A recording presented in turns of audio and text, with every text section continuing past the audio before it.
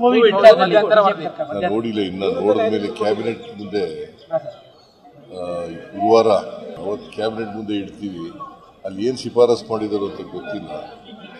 Cabinet ನಲ್ಲಿ decision Sudhakar ಹೇಳ್ತಾ ಇದ್ದಾರೆ ಇದು ರಾಜಕೀಯ ಅಂತಃಕರಣದಿಂದ ಕೆಲಸ ಮಾಡಿದ್ದು ರಾಜಕೀಯ ಉದ್ದೇಶದಿಂದ ಈ ರೀತಿ ವರದಿ ಎಲ್ಲ ತರಿಸ್ಕೊಂಡು ಅದನ್ನ ಮಾಡ್ತಿದ್ದಾರೆ ಅಂತ ಸುಧಾಕರ್ ನಿನ್ನೆ ಮಾತನಾಡಿರುವಂತ. ಕುಂಬಳಕಾಯಿನ ಕಳ್ಳ ಅಂದ್ರೆ ಇನ್ನು ವರದಿ ಏನು ಅಂತ ಗೊತ್ತಿಲ್ಲ. ಅವ್ರಿಗೆ ಗೊತ್ತಾಯ್ತಾ ವರದಿ ಏನಿದೆ ಅಂತ? ಮನುಷ್ಯನ ಸ್ವಭಾವ ಅರ್ಥ ಮಾಡ್ತಾರೆ. ರಿಪೋರ್ಟ್ನಲ್ಲಿ ಏನಿದೆ ಅಂತ ಯಾರಿಗೂ ಗೊತ್ತಿಲ್ಲ. ಸುಳ್ಳು ವರದಿ ತರಿಸ್ಕೊಂಡಿದ್ದಾರೆ ಅಂತ ಹೆಂಗ್ ಗೊತ್ತಾಯ್ತು ಇವನಿಗೆ?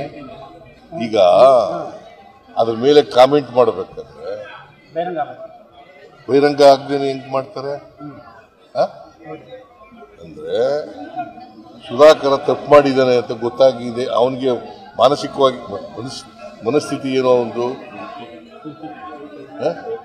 ತಪ್ಪು ಮಾಡಿರೋದು ಗೊತ್ತಾಗ್ಬಿಟ್ಟಿದಲ್ಲ, ಅದಕ್ಕೆ ಹಂಗೆ ಪಾಪ ಇನ್ನು ರಿಪೋರ್ಟ್ ನೋಡದೆ ಹೋದ್ರು ಕೂಡ ಹೇಳ್ತಾರೆ.